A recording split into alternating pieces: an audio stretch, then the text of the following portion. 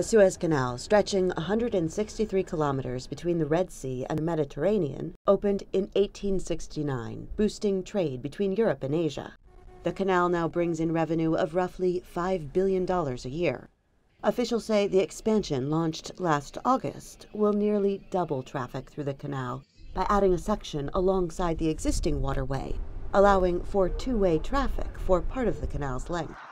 As Egyptians mark the 4th anniversary of violent political upheaval that has included the ouster of 2 presidents, some say the country is ready for an economic and political recovery. Amr Musa is a former Arab League head and presidential candidate. We made a constitution and we elected a president, and the parliamentary elections are coming up.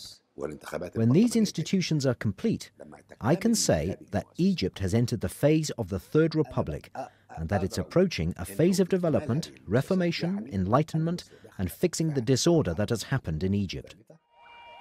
But violence continues. At least 15 people were killed in protests last weekend, and some analysts say the canal project may not create enough jobs or facilitate enough economic recovery to help the security situation.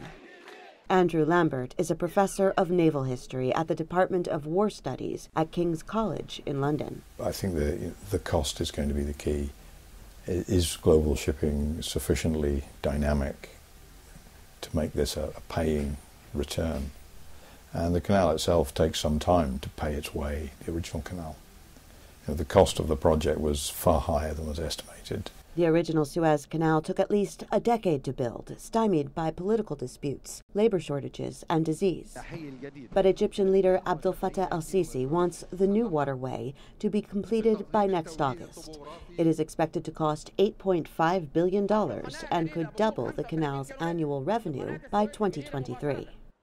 Still, it won't solve Egypt's immediate need for jobs and national income, says Carol Kirstein, a senior lecturer on Islam, also at King's College in London. In terms of employment or making a contribution to Egypt's GDP, in terms of expanding the volume of trade that passes through Egypt, that will then have only a secondary effect, I think, on people's living standards. So this is a long-term thing, not something that will turn around Egypt in the next 5 or 10 years. Insecurity in Sinai may also slow the project further, Kirsten says, as militants continue to attack government interests on the peninsula. He calls the canal project a grandiose scheme that may take years longer than expected, but in the end it may one day, like the original Suez Canal, help support the nation. Heather Murdock, VOA News, London.